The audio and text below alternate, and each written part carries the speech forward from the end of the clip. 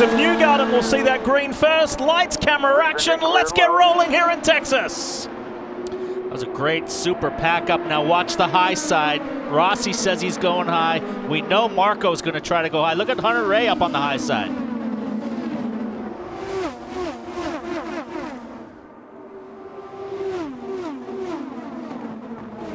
And very clean start. They're just playing it very sensibly. Alexander Rossi on the high side in that yellow and blue Andretti car. Around Sebastian Bourdais. Here comes Hinch. Gabby Chavez is in the mix. Gabby Chavez and Spencer Pigot in the green car going very big and bold on the start. 3 wide, up high off turn 4. And it looks like the drivers were tiptoeing a bit on the start as they try to get a feel for the temperature. 109 on the front stretch. It's about 135 in turn 2 in the sunlight. Rossi right now is carving through the field. He just passed both Kanaan and Dixon on that lap. Kanaan looked like he almost touched the wall. He was really high in 2. Rossi was down on the inside of him, but now they've gotten settled in their single file with Newgarden leading over his teammates. Keep an eye out for that Lucas Oil number 6. It's kind of maroon purple color. Robert Wickens for the Schmidt-Peterson entry. The Canadian has made up 2 spots since the green flew. Tell you what, he's doing such an amazing job, Townsend. I can't help but think that Hinchcliffe has got to be feeling a little bit of pressure by the performance of his teammate. Yeah, there we see Wickens solidly in 4th and learning quickly as he tracks down Will Power, and he's staying awfully close. That's impressive that he can run that tight. He's coming by, he's looking. So Will Power struggling a little bit here as the temperature right now still hot, sun on half the track. You know, Robert Wickens said that he had a manufacturer test here, Marty, and that made a big difference because it's the first oval he's come to with some level of experience. Yeah, you know what's funny, Lee, is he's still moving up to the field, and he told me, I'm honestly not comfortable at these big ovals. As he looks to the outside of Will Power, he's pretty comfortable there. He's going to make that pass on the outside. How impressive. But he told me, Townsend, he said the tires are just so hard at these big ovals. I don't know how to read the car. He said, that's where I feel like my deficit is. It's more of a knowledge thing than it is a bravery thing. Well, I don't think he lacks for very much knowledge because he's such a fast learner. He seems right up in the mix as Rossi tries to challenge the back of Wickens. And I'll tell you what's tough, Paul. You go to the outside of Will Power like Wickens does, and there comes Kanaan to the outside, and somebody's on fire. On fire. Matthias Laced. But I tell you what I've just noticed. Oh, big fire here. He's jumping out fast. That's a fuel line. Get out. As soon as cars get side by side, there's a huge hole in it. See how fast Tony Kanaan sucked up on those cars? Not as fast as his teammate just got out of the car. Thank goodness he was able to wiggle his way out. Sometimes a little more difficult. That thing's going to be bye-bye. Looks like he might have lost power, perhaps. Wonder if it was a fuel line going loose, Paul, and lost fuel pressure to the motor. You can see the flames just start to tickle out the right-hand side, and then it just lights off.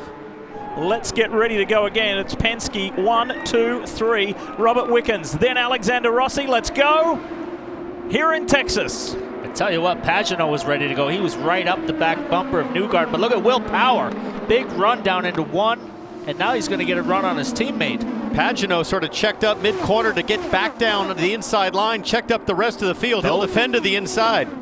We had talked a lot about blocking, defending. We saw Pagenaud there pull out of the line that everybody was in the slipstream to protect the inside on Wickens. So we're really going to have to keep a close eye on those kind of moves tonight as the racing gets more side by side. And I think for a lot of the drivers, Paul, they're going to have to wait until the sun gets below the grandstands because it's still bright on the back straight at the exit of turn 2. That track temp still probably 130 on the backside, down to about 105 on the front side. So once the sun goes down, I think you'll have more grip outside of turn 2. Alexander Rossi running in the top 5 in that Napa Auto Parts Andretti Autosport machine. Take you back just a few moments ago. Have a listen to this radio transmission. How to move your lift later entering 1. Just explain to me the reasoning. I just was noticing Kanaan was catching you there each time coming in, and he was able to make that move because we were lifting early. He was able to dive in there, so.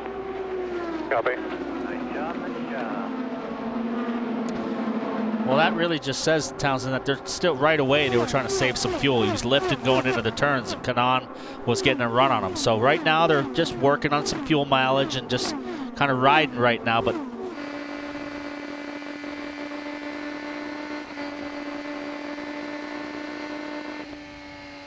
PNC Bank on board for Scott Dixon, winner of race 1 in Detroit last week.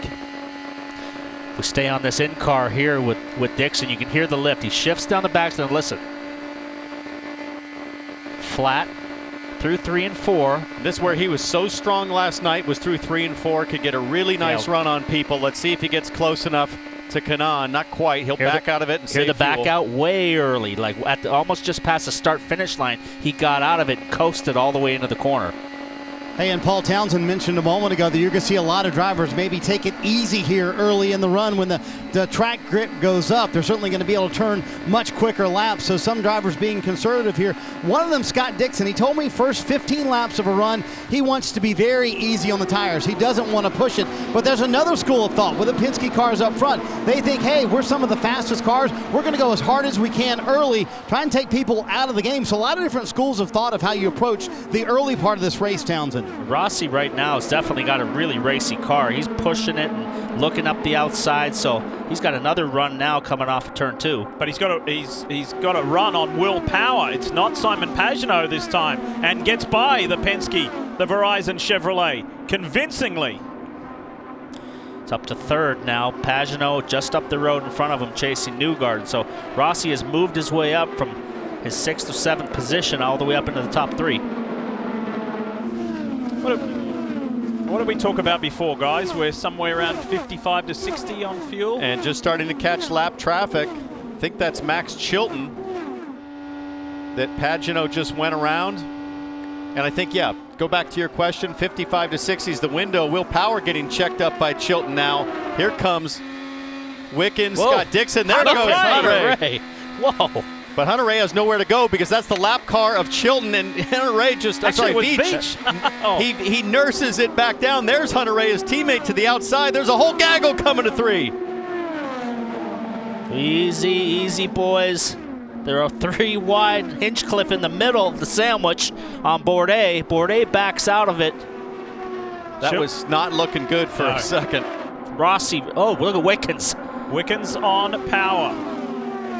Straight up the inside, so that's another one lost to Will Power, which will be somewhat mystifying to him. He felt he had a really strong car in qualifying yesterday. It got on the hard limit, though, on the limiter, and that affected him. It cost him, not sure how much in miles per hour, but he felt he could have had a shot at the pole. More lapped cars for the leaders now, and Rossi now has closed that gap to Pagenaud and the leaders, so now they're coming up on more lapped cars. Let's see if Rossi can keep pushing forward.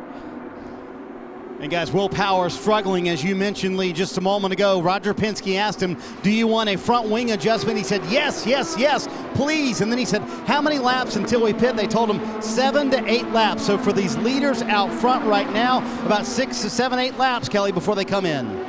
Kevin?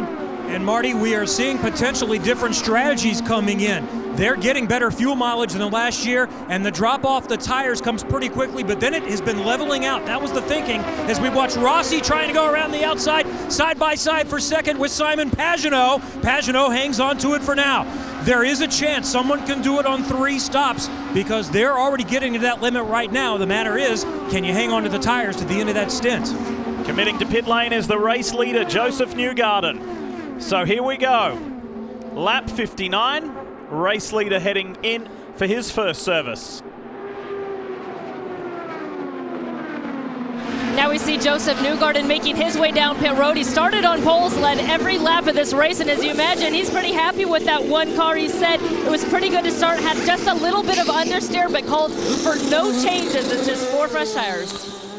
Leaders are running a couple more laps than the leader, but the guy who's making the move now is Robert Wickens. Now he's getting more and more comfortable. Look, right on the back of Rossi now, moving forward up to him. The total nature of this race is changing as the daylight is now gone. It is completely shaded all throughout as we go into night, and the Andretti Honda, the Schmidt-Peterson Honda of Wickens, Andretti Honda of Rossi, they're coming alive right now. Zach Veach and Scott Dixon side by side on pit lane. And you see those guys coming down pit road. Scott Dixon, the master, able to pass Zach Veach, actually coming to pit road. They asked Zach Veach, do you want any changes to the car? He said, no. So it's going to be 4 sticker tires, and that's it. Although they do make a very slight wing adjustment there for Scott Dixon. Very quiet on the radio. He's very happy with the car. Again, sort of their strategy, kind of be patient here early in the race. And this is the experience of Scott Dixon, the Iceman, coming to pit road. Lee, look at that. Able to get to pit road quicker. That is key. That's how you make up time right there. Perfect. Robert Wickens also on pit road. He said his car very free, especially early in the run. 4 sticker tires for him as well, and an air pressure adjustment trying to help him out. And Alexander Rossi now coming down pit road. He said his car, a lot of understeer, but that was hurting the rears, he felt like, the longer they were running, but clearly he was able to run up through the field. James Hinchcliffe also coming down pit road. For Rossi, it's going to be an air pressure adjustment and a half turn of front wing, but he's been able to make that high line work late in the run for those guys. This is going to cycle Graham Rahal and Ed Jones to the front of this pack, but they are on a drastically different strategy. Spencer Pigot as well. There is the green car of Spencer Pigot. Scott Dixon rapidly approaching, but the top 3 in this race all pitted on lap 9. Bourdais having none of Takuma Sato into the back straight. We'll have to see how that's reviewed. Spencer Pigot also having a checkup. And guys, it is huge as we see Alexander Rossi probably going to be in the right-hand corner of the screen here. There he is. Let's see where he blends out. There goes Wickens. So that battle continued. Now here comes Dixon. Dixon's going to have the superior speed as Rossi builds to speed. And Bourdais and Sato are at it again, down into 3. That's might be called as a block. He definitely moved over in a defensive manner to keep Sato behind him, and it really killed Sato's speed. Now he's got both of these 2 cars of Marco and Pigot all over the back of him. Will Power on your left. Robert Wickens on the inside for Schmidt-Peterson. And the Canadian is able to execute that move very nicely. You can't be more impressed than Robert Wickens. He's never been on a high bank track before, and he's up there racing with these Penske guys. Racing and passing the Indy 500 winner, Will Power. And, you know, Wickens has been kind of playing off the fact, I don't really know what I'm doing. The guys are just telling me. And look at the close rate here on Newgarden. He just keeps learning, asking questions, doesn't say much, listens, and really puts everything to such good use. Definitely on a feel safe map. Yeah, he's 0.6 of a second quicker than the leaders. He just ran a 23.9, and the leader's doing a 24.3 or 24.4. So, and he look just at him close up.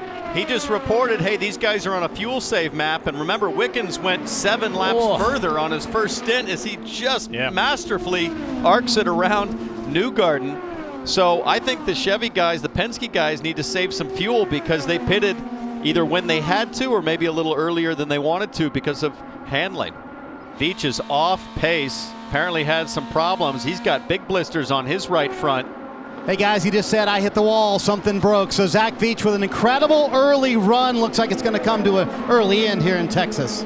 That's a real shame for the rookie driver. Let's see what goes on here. Just high off of 2, a lot like Kanaan. Yeah. And he just kissed the wall just like Kanaan. And Paul, you pointed out not much. Look at the understeer, though. Let's see how much steering lock he has in the car. And he's pushing, and he just ran out of real estate. The track, coming off of 2, it flattens out so fast. And if you've got a big push in the car and that banking falls off, you're just automatically, the front takes off into the wall. And he barely kissed it, but I will guarantee it's the same thing as Kanaan. He's going to have a bent toe link in the rear, and it's going to cost him a lot of laps. And there is a new leader. Check this out. Robert Wickens in the Lucas Honda for Schmidt-Peterson sweeps around Simon Pagenaud and says, I'll go all the way to the front.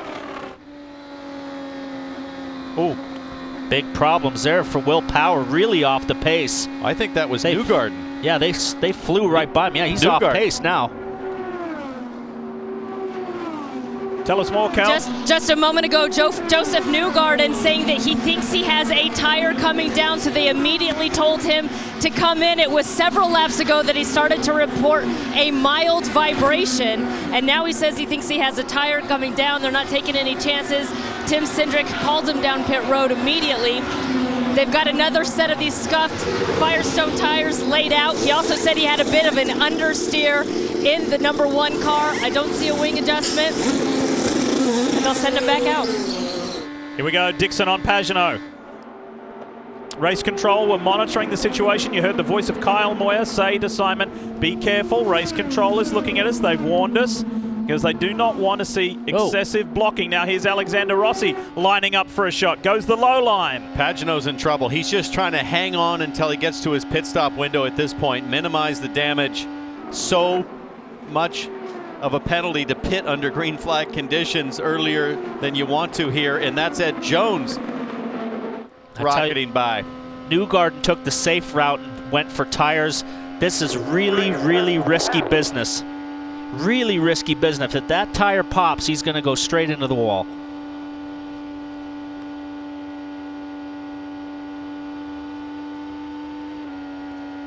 He told us in the pre-race he didn't really feel the blisters when they came in. I promise you he's feeling them now. It's only a matter of time until Simon heads there. So race leader's teammate is on screen right there. That's James Hinchcliffe in the Arrow machine. There's Hinch, center of screen, running 8th at the moment, and he has made up 7 positions since the start of the race. And here is the man out front, Robert Wickens. Let's take you back and have a listen to some Wickens radio. No pressure from behind. Let's just be patient with these lappers and get them as we can. Well, should I use them or just pass them? Let's use them for a few laps to save some fuel unless they drop off mid, and then get past them. It's a game of chess. Use them as pawns to help you save fuel or pass them. Again, that's such a smart question to ask in that moment, right? It's not just 10-4. It's, hey, how do we game the system here to our advantage? Such a heads-up driver. I just am shocked at the rate at which he's learned how to do this. I don't think we've ever seen it in the history of our sport, a driver come in and master the art of oval racing this quickly. He's under zero pressure from anybody. Right now, 4 seconds ahead of Dixon, so he can sit there and wait it out a little bit, draft, get by them when he feels like it. So, I mean, it's not like somebody's breathing down his neck and you need to make quick work of lap traffic. He can sit here and get some fuel mileage and really make hay for later on in the race. Ooh. Oh. So here is Pagano on the apron heading to pit lane. We knew it was only going to be a matter of time. Struggling with that front right. 60 miles per hour. Simon Pagano gets down to pit lane speed, he's been wanting, as so many have, to be able to get onto pit lane, but they know if they pit and a caution comes out, their race is just about done. He's maybe still in a position to get it done on one more stop if the cautions fall correctly, Marty. His teammate Will Power on pit road as well, Kevin, and this is probably a preventative measure by Team Penske here because they were trying the fuel save thing. They could have probably gone a little bit further on fuel, but you know what? With the tires they've seen come off these cars, don't want to take a chance right now. Will Power, the Indy 500 champ, back out on the track on that very slow pit lane. Hustling that entry. Really bumpy there. Gets it wound up to 60 miles an hour. Coming to pit lane. Trying to gain as much time as he can on that entry. Very impressive stint for Robert Wickens. You saw the tear-off fly off of his helmet right there as he took that off coming to pit road. Marco Andretti's team pushing his car back to the paddock right now. Wickens comes to a stop, and here's the challenging part. Racetrack changing completely right now. You can feel it getting cooler. His team, or Alexander Rossi coming in on the left-hand side, holding Wickens for the fuel right there. No changes on that 6 car for Alexander Rossi. He said the car was better this run, and again, keeping up with this racetrack, trying to keep up with the changes as the racetrack gets cooler, the grip goes up. Rossi clearly with a very quick car. What adjustments will they make here for the 27 team as they come down pit road? He hits the stall. It's going to be 4 fat Firestone tires, and they're going to make an air pressure adjustment and a little bit of a wing change. Car had too much understeer for him, and he's going to hold for the fuel. There he goes back out on the racetrack, and now Lee goes down the very slow extended pit road, trying to gain some time here as well. Tires look really good coming off of Rossi's car. I didn't see a lot of blisters on that right front, so definitely the Andretti cars, some having tire blistering problems and some not. Oh, so painfully slow this pit out, but it's the same for everyone, so we'll keep an eye on Wickens. In the middle of 1 and 2 right now. There he goes by. There goes Rossi. So Wickens holding the lead, extending the lead on that cycle of pit stops. And Josef Newgarden puts himself in the middle of all of that. Remember, Josef is almost 30 laps off the strategy of Alexander Rossi and Robert Wickens. So he's kind of in that mid-step point after those front right tire issues. Here comes Pagano on Rossi. Yeah, Power and Pagano are down a lap to the leaders. Pagano 25 seconds behind, but Power now is a lap down to the leader. And all bar that one caution for Matthias Leist and his ABC Supply car catching fire. It has been a very clean affair tonight. Just the one caution for 7 laps. Dixon's now the leader, Rossi in second. We're going to get a replay here of what happened with these two. So he got checked up, and here comes Rossi on the high side. Yeah, nice clean move. Gets by both cars on the front straightaway.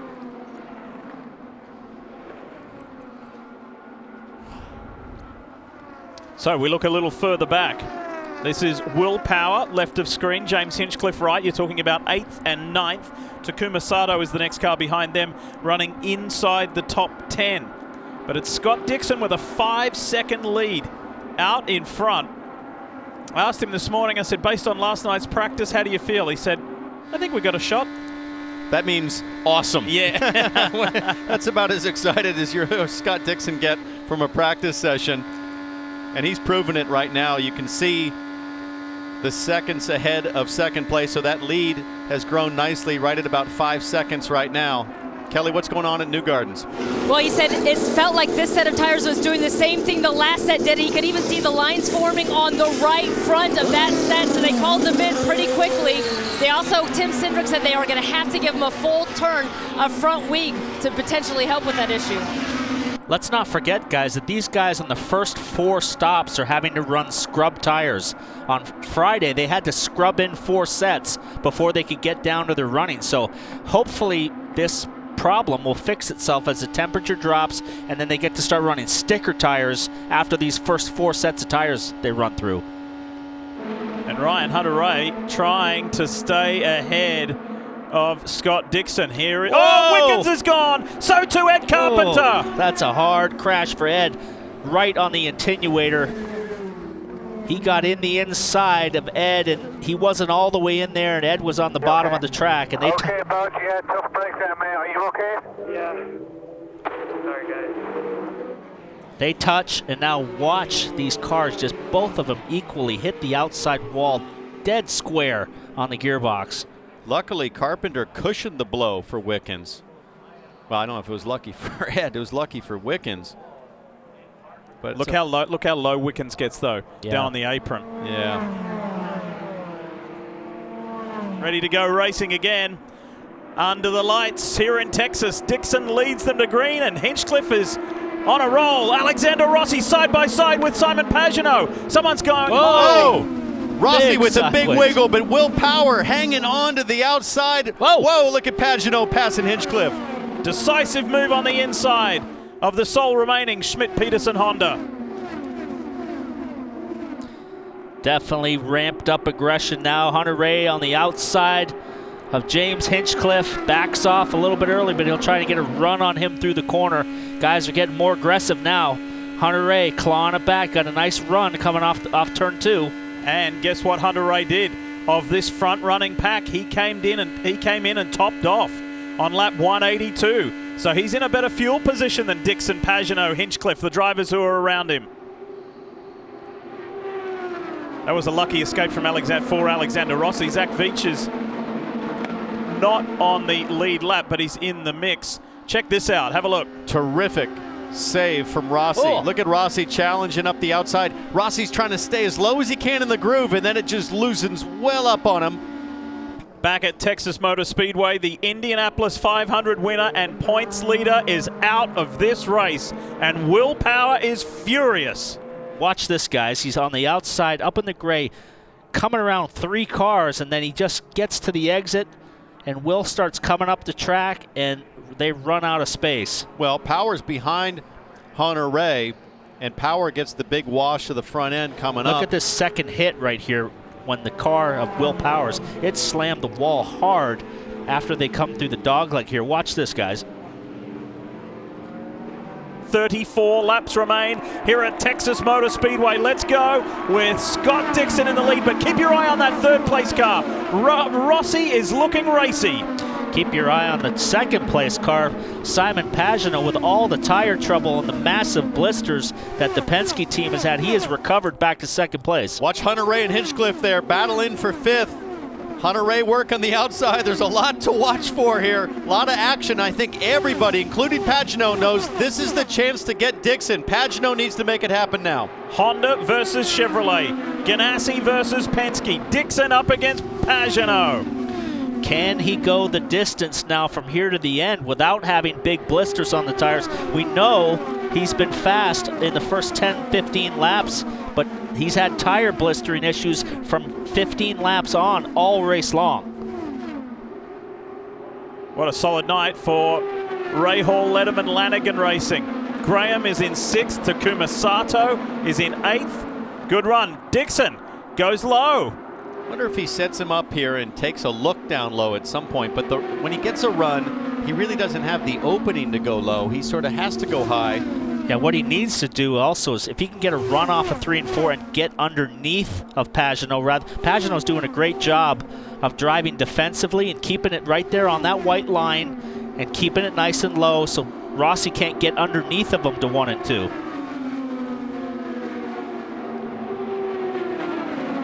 So Dixon, Pagenaud, Rossi, Hinchcliffe, a much-needed result for James. Ryan Hunter-Reay in the top 5. Graham Rahal making up 14 positions from his grid spot to be in 6th. His teammate Takuma Sato is 7th. Bourdais is 8th. Ed Jones 9th, and Charlie Kimball in the top 10. But it is a sea of Hondas in the top 10. And there it seems like Rossi's burned up his front tires a little too much. He's struggling now to stay as close as he was to Pagenaud as Dixon is just cruising with a 5-second lead. On a day when Justify wins the Triple Crown, Scott Dixon is headed for his 3rd win here at Texas. Oh, big run here. Has to back out of it. He doesn't have the grip, Townsend, going into 1. He can't hold it in there wide open. He's got to back off early and throttle it back in.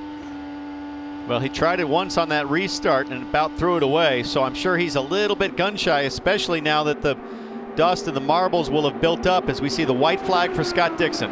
1.5 miles left, that is it.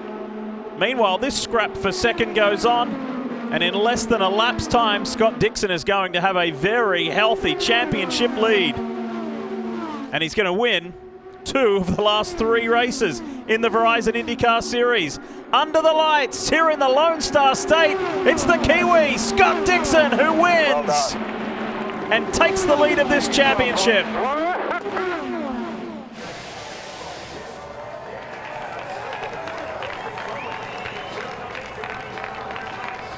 And a hug for wife Emma, who is videoing all that, by the way, before Scott heads off to France tonight. So, hey, it's hard to believe you don't led 39 laps coming into tonight. You led 119 this evening. Best car you've had in a long time, Scott? Yeah, I love winning in Texas, man. This place is awesome.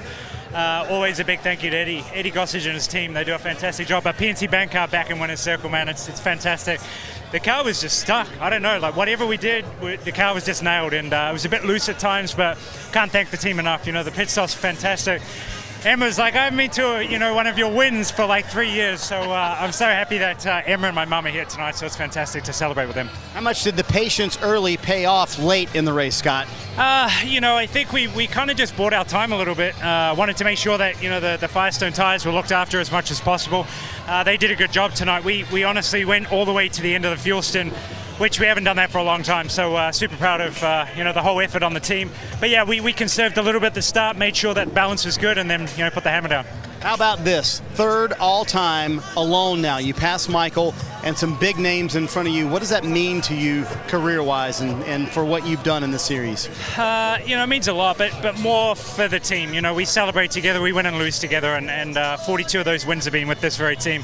One other, with PacWest. But, I can't thank them enough. Chip, Mike, Hannah, Barry, all the 9 crew, all the 10 crew. It's a big night for NTT Data too. I know it's another sponsor's victory circle here tonight, but NTT Data have supported us a lot. But PNC Bank back on leader circle, man. You and I talked at Barber. You were like, man, it's been a miserable start to the season. But you know what? You're the championship leader by 23 points. Can you believe that? That's not bad. That's hard to hold. It's going to be hard to hold on to, though. we'll see how the next few races go. But right now the car's running well. We had good speed all season, and we just got to keep it going. Watch the Kohler Grand Prix Sunday, June 24th at 12:30 p.m. on NBCSN.